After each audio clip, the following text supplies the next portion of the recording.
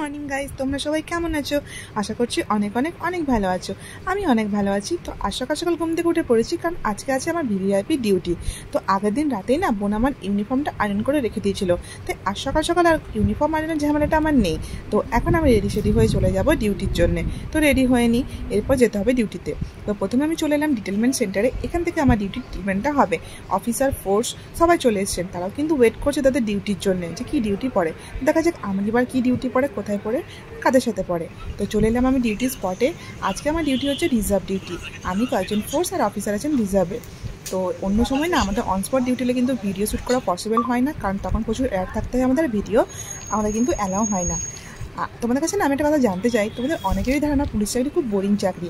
তো কোনো স্পার্ক নেই, কোনো এনজয়মেন্ট নেই। কাদের কাদের এটা মনে হয় তোমরা কিন্তু অবশ্যই জানাবে। কিন্তু আমি না যে কোনো এলো ডিউটি খুব এনজয়মেন্টের সাথেই করি, কারণ আমার না ডিউটি করতে খুব ভালোই লাগে। কারণ এই ডিউটিতে এসে কিন্তু নিত্য নতুন লোকের সঙ্গে পরিচয় হওয়া, নিত্য নতুন জায়গা ভিজিট করা, এই সুযোগগুলো হয়। তো আমার তো বেশ ভালোই লাগে। আমি কিন্তু যে কোনো এলো ডিউটি খুব এনজয় করেই করি। তো আজকে ডিউটিটা একটা ভিভিআইপি ডিউটি। বলতে বলতে ভিভিআইপি সফরও দেখা গেল।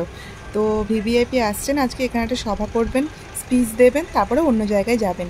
তো ওনার চপারটা দেখার জন্য বা ওনাকে দেখার জন্য কিন্তু প্রচুর লোক জমায়েত হয়েছে।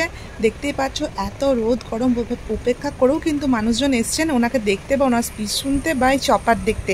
একটা বাচ্চা তো আমাকে বলেই উঠলো, দিদি দিদি ওই হেলিকপ্টারটাতে আমি চাপতে পারবো?